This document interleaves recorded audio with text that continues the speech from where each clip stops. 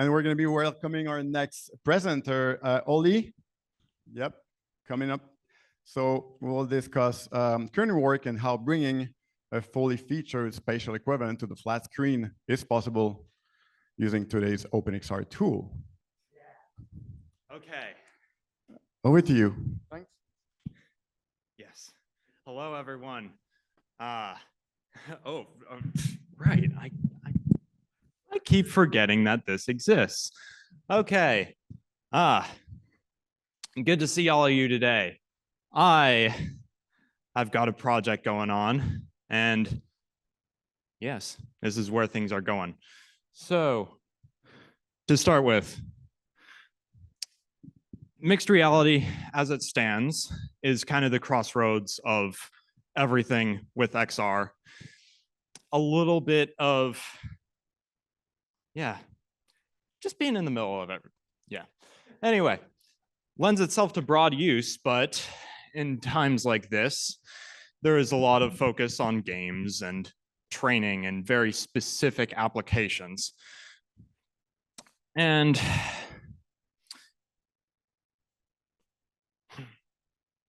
that's not a great starting point for a generic system that can do whatever you want for it. The medium in itself is lovely in that you can just move around, do whatever you please, and not without its challenges. Like you better like that keyboard, because hand tracking is not going to do the trick. Not today, anyway. The ultimate goal that I've got here is to create something that can do whatever you can on a flat screen, but within the realm of your space. And within the existing PC architecture, no extra compatibility requirements. So who am I? I am Oli Potter. I am from this area, just up north of here, actually. I am independent right now. I'm kind of looking around for projects and things to dip my toes in. And my general gravitation is to system design of various methods.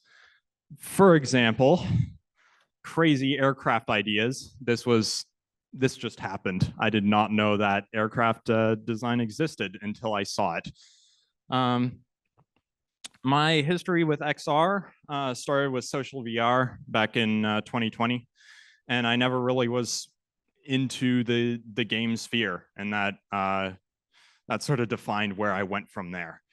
I was inspired a couple of years ago to stop what I was doing at that point, to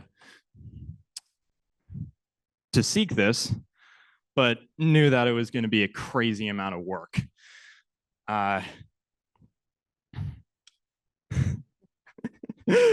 So what are we going through? This machine that I'm building up, it's based on Linux. That is in part because it's just easier to do a crazy operating system on that method. Going through, practically speaking, what the system needs and what it can do for you. Let's see. Oh, there we go. Just a little lag. And not in an environment specific or vendor specific kind of thing. Maximum compatibility is the goal here. And maybe I shouldn't ramble about things that don't exist. So how does this work? Linux in itself as an operating system platform is intrinsically modular. It is based on tons of different tools that people have made over the years. And naturally, you can stuff things in there that weren't designed there specifically. And thus, a spatial OS is not, it's easier than how it would otherwise be and doing it efficiently. So theoretically and in practice, this window system can be run as an overlay. You can have your favorite environment, game, whatever. You can do whatever your work doing in VR chat if you like. That's what I do. And of course, the freedom to mess around with your own space and move around it as you please. So Stardust XR, that is the meat of this. This would not exist without this lovely tool. It is the overgrown personal project of good friend Nova. And it's been years. Yes. It's years in the making. It had a full rewrite over the past year. It is very capable in what it can do, but it is not refined at the moment. It is based in StereoKit, so as close to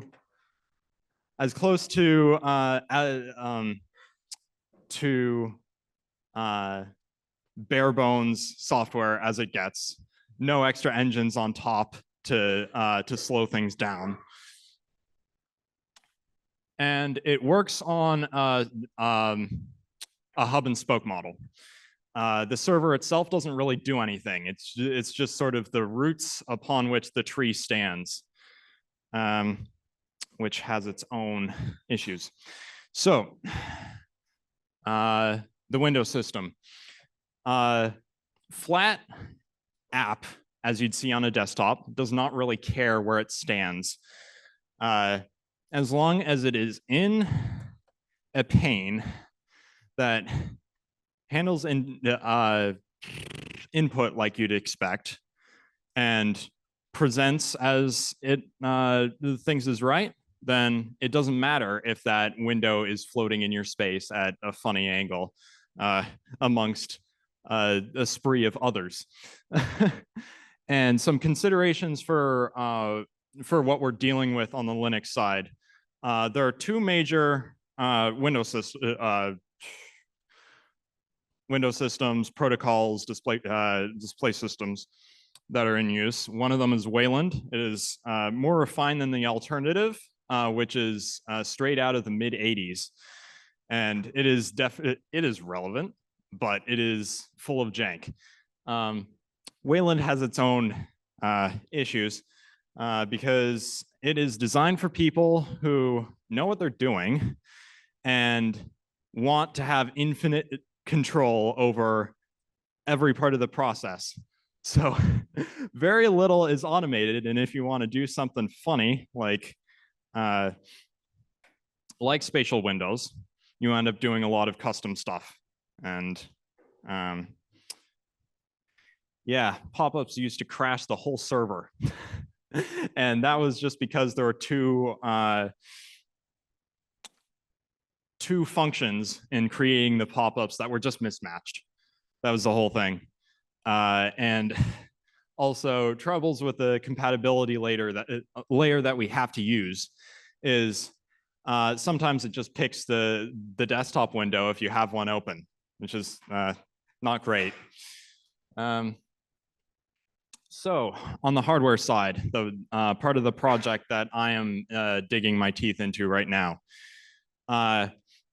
what you don't need with a spatial PC is the physical dimension of monitor and mouse and keyboard if you're really getting crazy with it. And you don't really need to dedicate a space if you're carrying it around, especially. You don't need to set up anything on a table. You don't need to, but doing it is good. The method that is one that you'd probably be familiar with if you use a wireless headset is just streaming from a PC. And that works lovely for this. This also works, not also, it is designed for wired. And I have gone out of my way to make this janky system where I use a wireless headset wired. And that has been its own issue. And with carrying a PC around, yay, you have giant batteries that you have to carry around now. Oh, thank you. Yeah,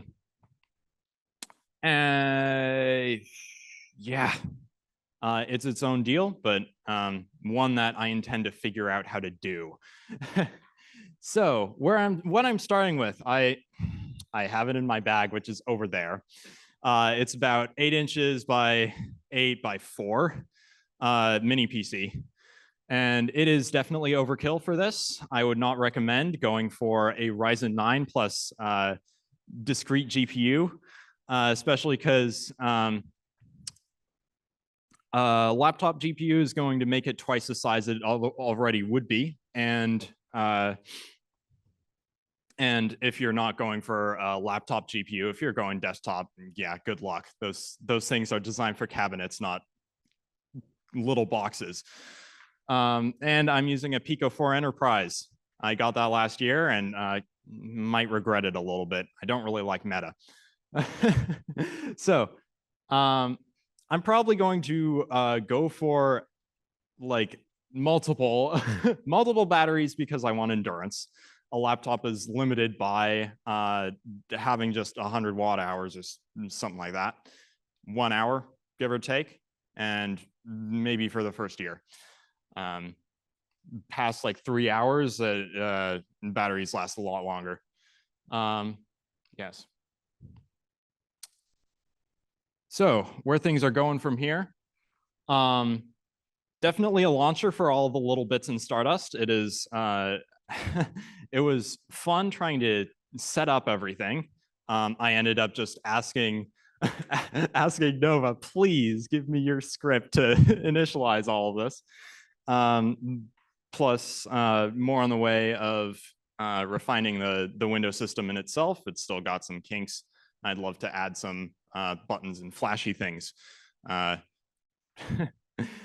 Once I figure out how to do that. And build generation. That's just a constant bugbear right now, figuring out how to distribute this in a way that's not just go on the GitHub, build it yourself, hope it works. And especially for the infrastructure that I use, I'm using Wyvern, which is integrated with Monado. It works similarly to ALVR, but is just a Monado thing, no Steam VR stuff. Nice and smooth like that. It's getting eye track foveated rendering. That's coming on in, I think that is just about stable right now. And something that I'd really love is a lower compression factor. So trying to get a lot of data through wired doesn't cause a freaking headset to melt. And of course, making a whole operating system out of this, which would mean ideally booting straight into XR. Okay, cool, thank you. Yes, and running headless as a natural feature. All right, yes, you can do this too. All the tools are out there, they're public. And of course, any contributions are welcome. Let's see, yes. And yes, I would like to thank you all and the people who got me through this thus far. Thank you all. Any Thanks questions, to you. comments? For a nice presentation. We have time. We have time for one question from the audience. So is there anyone here with one question? Yeah, there is one here. I will bring you the mic. Where's the GitHub? Where can we access it? Oh, so I would recommend that you go to Linux VR Adventures. That's sort of a wiki for all the tools, and it's got all the Gits on there. Yeah, how do I say a URL in person? Yes. Huh? If you just Google Stardust Oh yeah, yeah. You can just look up Stardust XR and it's searchable that way. Awesome. So Google Stardust XR. You're all welcome to come to see and talk to Oli after the talk, right? So there's going to be a networking dinner after it. So thank you very much. All right. Yes, thank you.